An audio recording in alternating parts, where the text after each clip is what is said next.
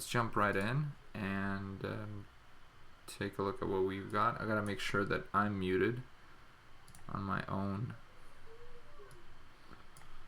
channel. Looks like I am. Okay, so let's go.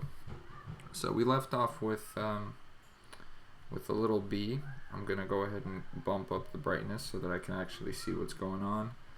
And if I turn on some of the other layers that we hid, you can see we have the kid a little bit colored, we have some color on the flowers, and then we have our background scene. So I'm gonna hide these again, and I'm gonna go and retouch or rework the B a little bit.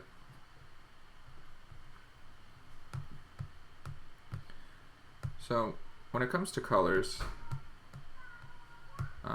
color theory, there's like a whole study on it. You can take classes in art school, and they'll talk about how light affects different materials and all that. So obviously I don't know everything. There's a lot that I don't know, and I just kind of go off of instinct and what I feel like looks good. But generally darker areas are more saturated with color, and the lighter areas they get desaturated because of the way the highlights work.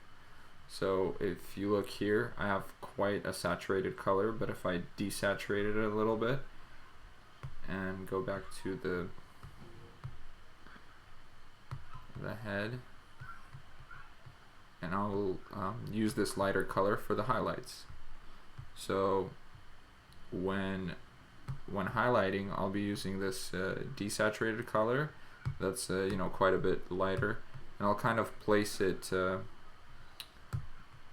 where I feel like the sun would hit it.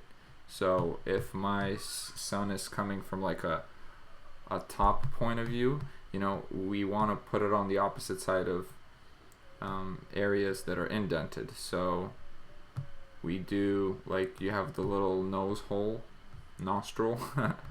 So at the top, the nostril would be darker, and the reason for that is because the light is not directly shining down on it. And underneath, it would be a little bit lighter because that's where the surface of the nostril is facing. It's facing towards the sun. So you want to use keep that in mind when trying to form your character, because this is what gives him the whole 3D aspect, is how light interacts with an object. So here we can go a little bit more saturated and darker color. I know I'm going over the little dark area, but that's not a big deal. And this is going to basically be the shadow from the antennas.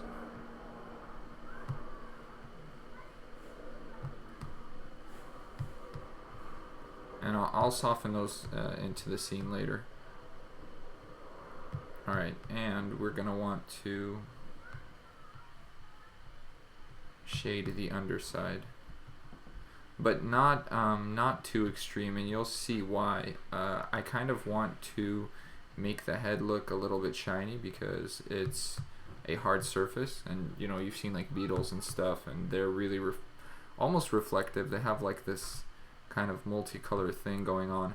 So I'm gonna kind of replicate that by having a little bit of bounce light coming from the bottom of the bug's head. Let's go back to the eyes, and we can start adding a little bit of life into them, I guess, if you want to call it that. And I'm gonna just play around with a little bit of colors and splash them into the eye in various areas. So like underneath, you'd get a little bit more of the orange. This is to help illustrate that the eye is a reflective surface. So it's got a lot of little bounce light and stuff going on. And I'm going to temporarily turn on the background because I want to grab some of these colors. And I'm even going to make them a little bit brighter and more saturated. just because I start with a brighter color and then I end up color picking and it gets diluted and all that. So I sort of blend it into the scene without really even trying. Without using like a blending tool. It just naturally happens, and I like doing it that way. So for the top of the eye, we're gonna go with a much brighter color. I'm gonna grab some of the background colors, and again, we'll start really bright, and then we'll tone it down.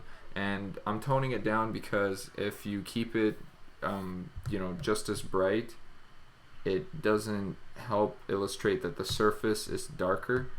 So if you're thinking from like a grayscale point of view, the eye, because it's, let's say, originally black, at least how I figure is it won't bounce 100% of whatever light is hitting it. So I tone it down a little bit, and I mean, we'll see for ourselves. This is the whole reason, is to show you guys the end result, and if the end result looks good, then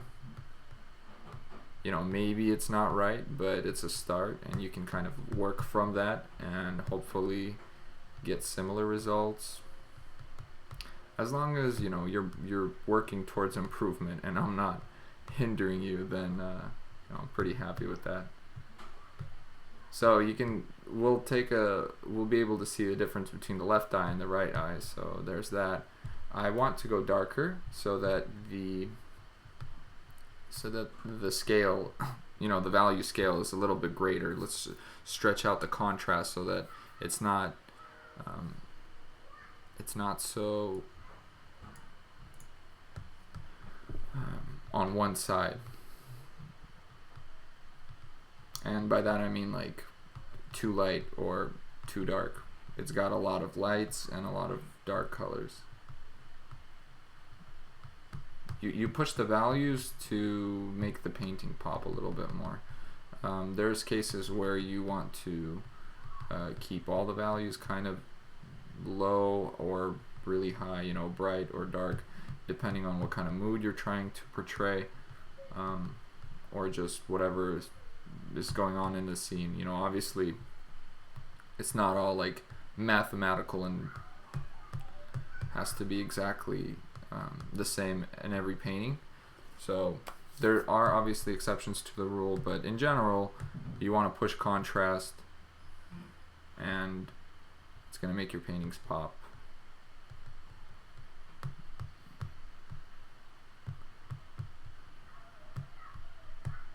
Let's do like a couple of reflections here and there.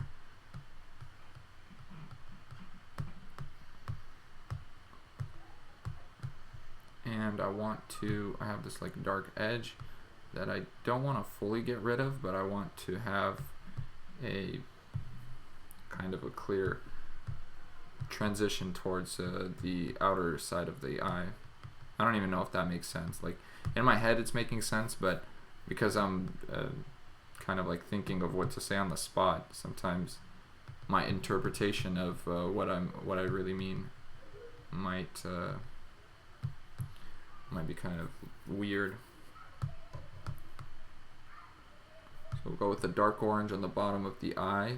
Again, I want to illustrate the edge of the eye, but I don't want to have like this black line, which in my opinion is not that appealing.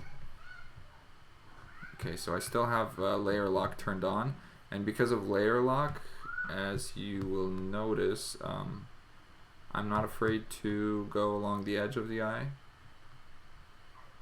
And here I'm going to grab this green color from that you see in the grass, and the reason that I'm doing this light line, it's kind of an exaggerated bounce light, but the reason that I'm exaggerating it is, first of all, this isn't a photorealistic image, and second of all, it helps break up the kind of, it transitions, it separates the body from the eye and the face. Before there was pretty much nothing there that kept those two separate because they were so similar in value.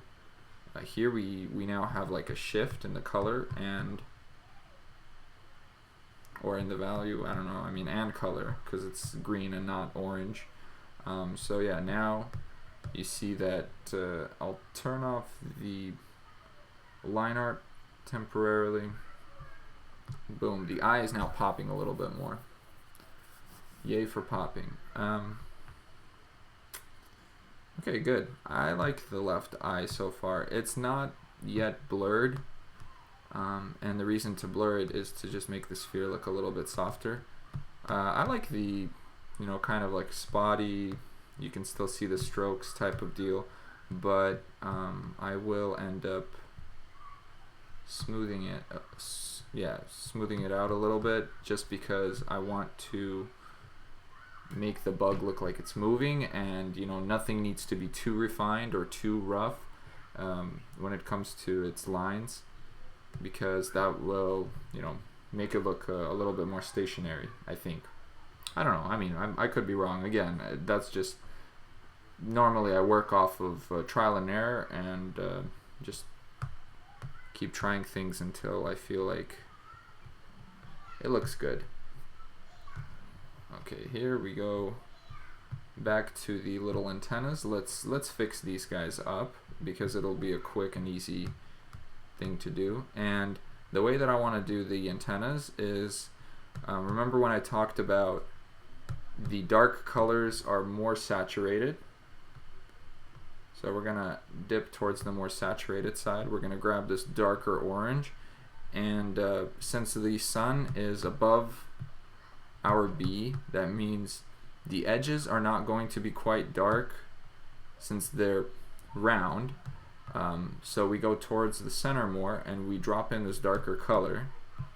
And you can already see when I zoom out already, you have an idea of what the shape is going to look like on the antennas, and that means all that's left is to do the highlights on the outside, and we're going to do that next.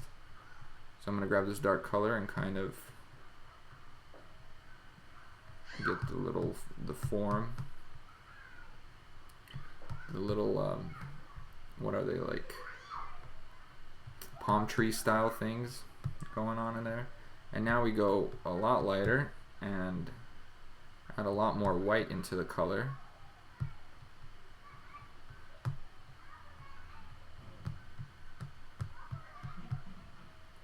That's probably too much white, actually.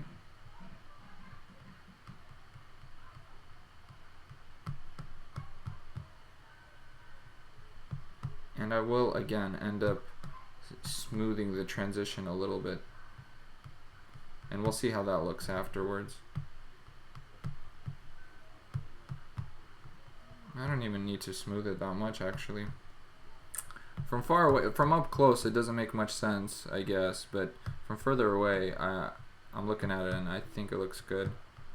Let's grab an in-between color, lower the brush size a little bit, and that's how I smooth I blend the two colors together. So again, all I do is I grab like the color in between, I do a couple of strokes because it's not on full 100% opacity, and that creates a thicker line of that in-between color, and then I just go in with the other colors on the sides and further blend it. So grab the middle color, do a couple of strokes, grab like the in-between color of that, and then go back, and you just keep doing that until the transition is smooth. I wonder if you guys can hear the ice cream truck, and some kid has been screaming all day. Hopefully it doesn't sound too bad on video. It's pretty annoying for me, but you know, whatever. Happens often. We want to do the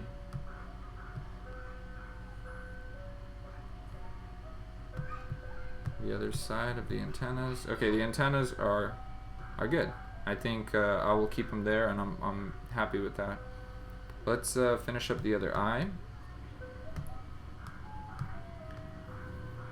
So when it comes to doing bug eyes, it's basically You can practice it by finding pictures of like a reflective sphere. Well, that's not necessarily true, but this eye in particular, because it doesn't have any of those bumpy textures. Hey JR, how's it going, man? If you have any questions, be sure to drop them in chat, especially if it's something that that people might want to also know. I'll definitely answer your stuff. Have I finished the droid yet? No, I haven't, and I might do that on stream as well, so that might be pretty cool. I've been kind of looking forward to doing that piece, but just have not gotten around to doing it. It's quite hectic past couple of weeks for me. I got to do a lot of renewing of driver's license, tabs. My birthday's coming up. Everybody's birthday is in September. My mom's birthday just passed. Yesterday was my cousin's. Today I'm going to a party. So it's pretty nuts. But I'm definitely looking forward to when I get the time to finish the droid and maybe make a couple of videos off of that one. And yeah. So anyways, I was saying the whole bug and eye thingy, if you find pictures online of like a chrome ball and you practice painting its reflections and all that, the same thing, or it's very similar to what I'm doing here, is I'm kind of trying to imagine what sort of things are reflecting within the sphere, or in this case the bug eye. And if you want to take it one step further and add a texture, I'll even show you guys how to do it right now. I don't think I want to use the texture, but I might like it, and we'll see. You got an idea to do the Joker smile? So one sec, JR, I'm gonna select the contents of the eye. I'm gonna go to a new layer, and in this new layer we can go through the brushes and we can take a look what might give us that bug eye effect. And I see the halftone. Halftone might be cool. That's too large of a brush. So yeah, check that out. Alright, we've got this little bumpy looking thing. We can layer lock, and I can grab a slightly lighter color, go to the airbrush. The reason that we layer locked is so we only draw on these little bumps, this texture that we added. And with the soft layer brush, because the layer is locked, with a soft airbrush, we can paint in whatever specific areas we want, and that looks pretty cool. I might keep it. Another thing I could do is also change to the overlay. I can play around with settings like doing hard light, and hard light means that in the darker areas you see that our texture isn't showing up, and in the lighter areas it definitely is. I might go back to overlay and play a little bit with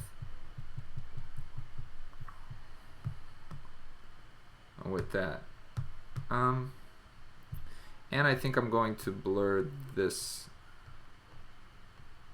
It's doing a really weird thing. No, I guess blurring is not a good idea. Oh, that's because I layer locked it. Still not a good idea.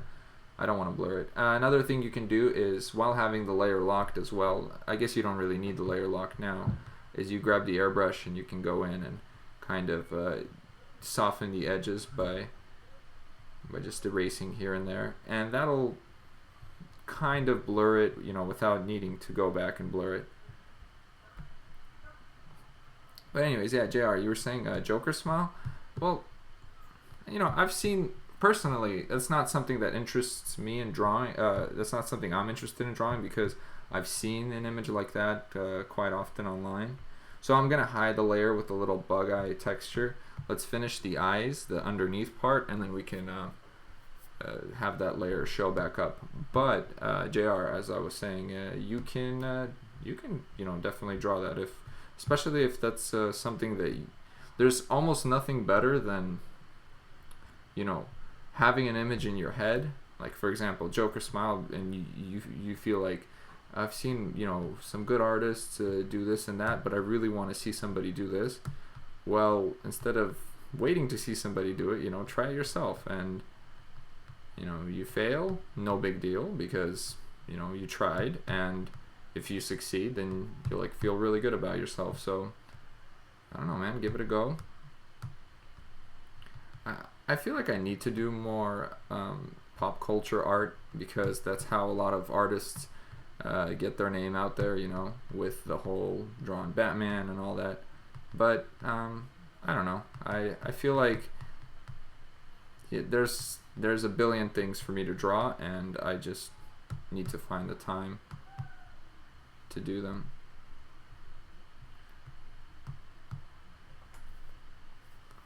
Oh, you already did one. Okay.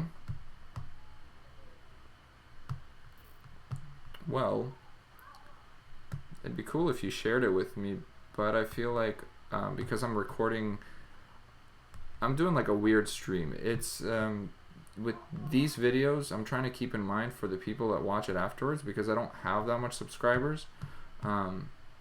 And for anyone who doesn't catch the stream and then they watch it later, I don't want them to just hear me talking to like one or two people and not understand the context, and I'm like extending the length of the video. But I don't know, you can drop me a link in the in chat, and I'll take a look at it afterwards if you want to do that. Maybe I'll do streams where I just hang out and look at a bunch of subscriber paintings and drawings, and I don't know, critique, I guess. I'm not really too keen on the whole critique thing. I don't. It's like it's hard to tell somebody like, oh, you could have done this differently. I would have done this differently, because then maybe they did it on purpose, or especially when they're like way better than you and you're like, I would have not done this because I'm not capable. But definitely something to think about. Maybe I will someday sit down and do that. There's a lot of cool things to be done. I just got to figure out what it is you guys want to see and what it is I enjoy doing the most. I like painting, so here I am. Even though the videos are like ridiculously long and nobody would really want to sit through like, almost 2 hours of random talking and all that, and really slow progress on a painting. So I'm gonna keep trying to push the whole overall view of the things. So I'm not gonna like try to focus and refine little things like tentacles too much. We're gonna just merge the little eye stuff, the little texture. I feel like it's fine if it's a little bit washed out. And the reason that I feel like I shouldn't be focused too much on refining is it'll take me too long, and it'll end up being like another 3-hour video. But for what reason? We don't need that. I just want to be able to tell you guys how to paint from your head, how to color from your head, and do things from your head. So here I'm going to go in with this slightly darker orange, and we're going to hit the underside of the eye. This is going to give the illusion of the eye being embedded into the head, and we can soften this line to kind of indicate that it it goes in a little. It's got some depth to it, and that's what it's all about, folks. It's light. I don't know, I feel like I wish in art class, in high school and all that, my teacher just said nothing matters except how light affects everything. Like everything is light, pretty much. That's it. So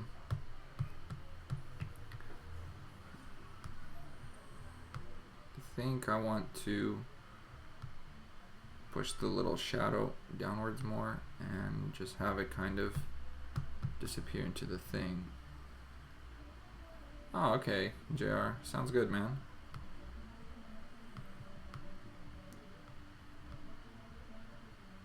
I will definitely check it out once you send it to me. And you can always just comment on one of my videos with like an Imgur link or Imgur, whatever it's called. Some people pronounce it, however you pronounce it. But I'll take a look.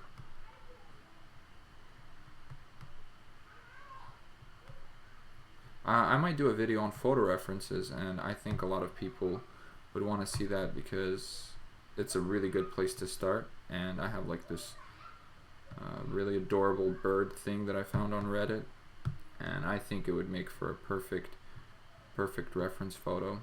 So that might be like a one video type of deal, just because it shouldn't take too long to get in there and replicate that image.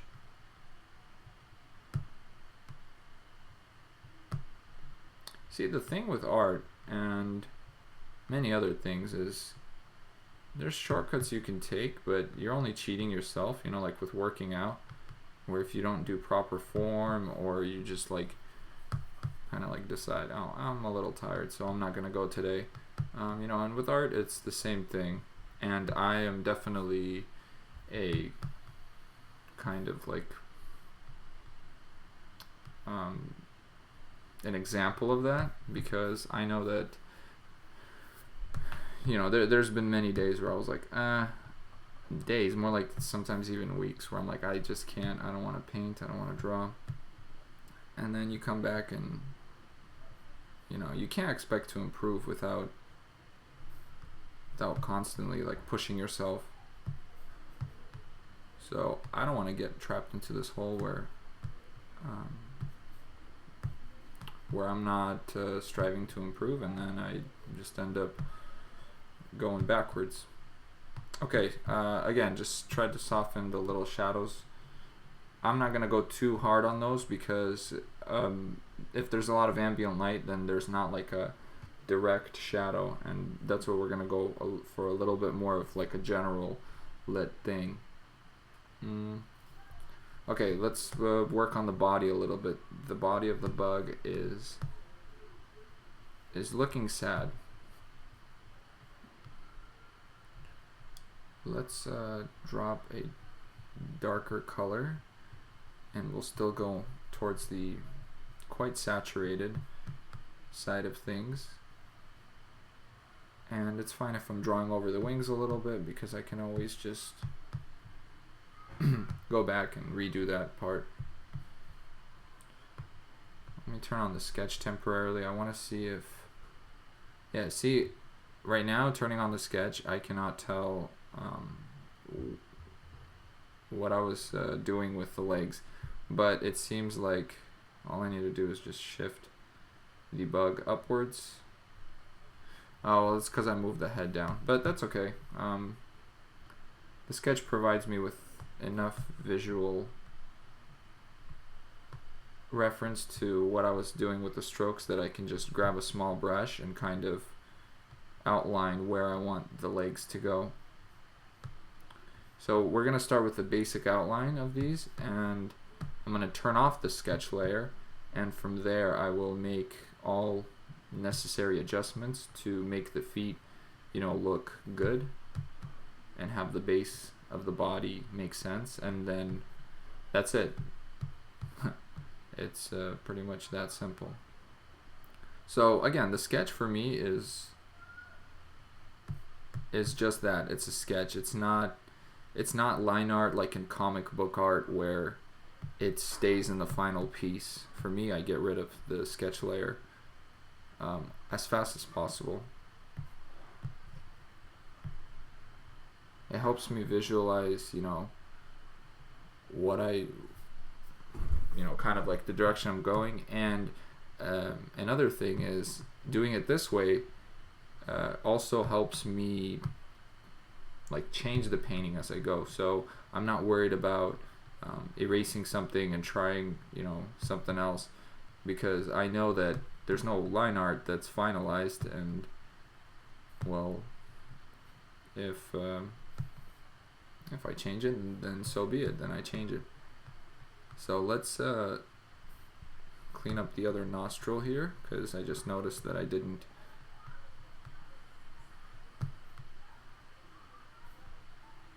I want to grab a darker color.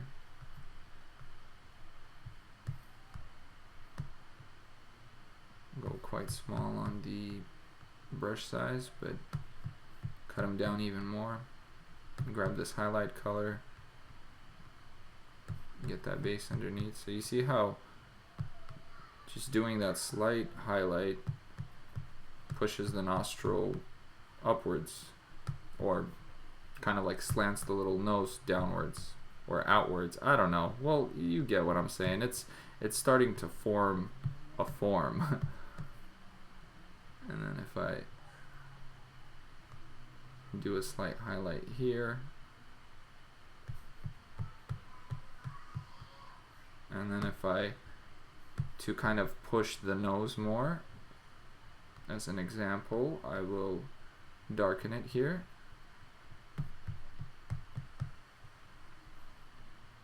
It's not lined up very well.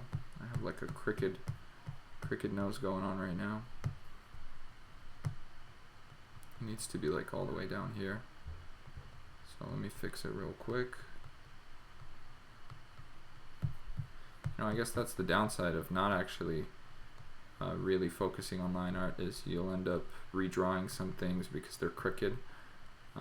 But you know, it's fine for me, since even if I did focus on line art, I probably would have ended up butchering them somehow to begin with. Ugh. Okay, now I need to highlight. This part's still way too thick.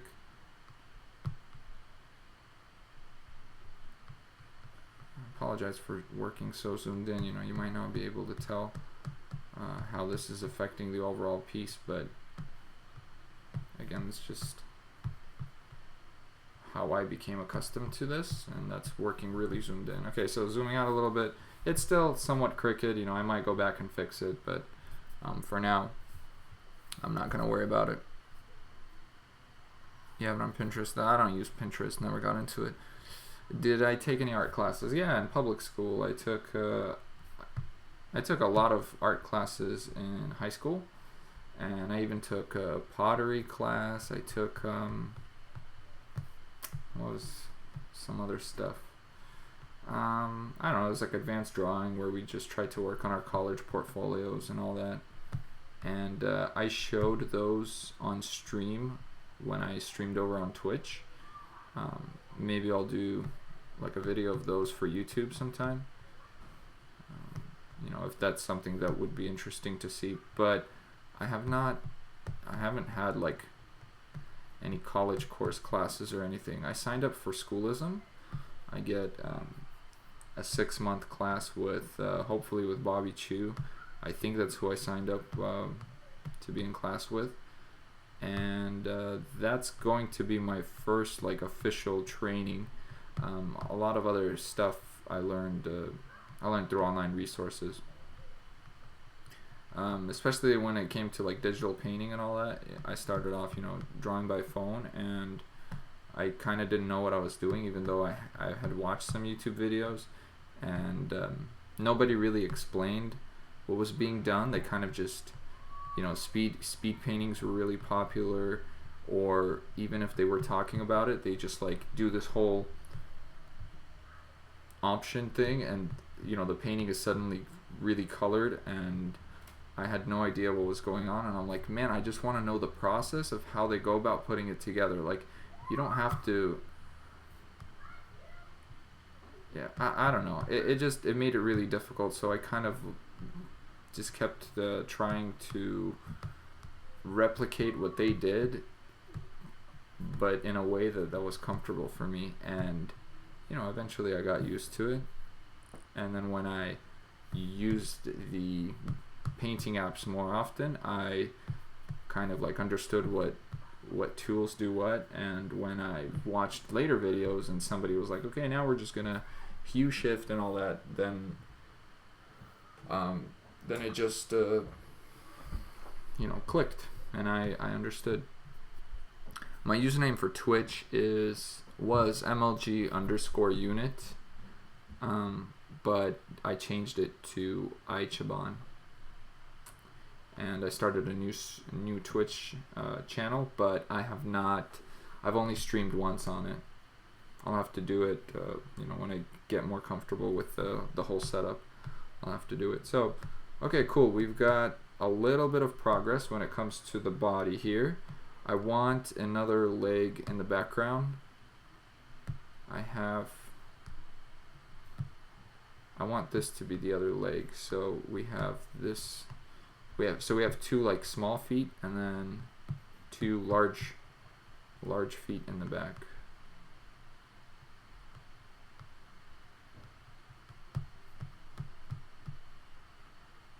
Okay, I actually have to go, guys, but there hopefully will be a part 4 soon, and I didn't stream that long, 35 minutes, but maybe this Ichiban, you can take a look and see if you. Hey Joseph, I'm actually getting off. It kind of sucks. I gotta go to a birthday party, and my friend is flying out to Cali to go to school for a couple of years, so I wanna say goodbye and stuff to him. But this is what we have so far. Actually, even though it was a fairly quick stream in 35 minutes, I managed to clean up the colors on the head, added the cool little eye textures. You can see the line art, it has not changed, and the little dude has not changed. He just looks like a naked little mouse or something right now. But anyways, I'm really excited to finish this thing, so hopefully in the next couple of days. Sorry it has to end so abruptly, but again, maybe it makes it easier for you guys to watch.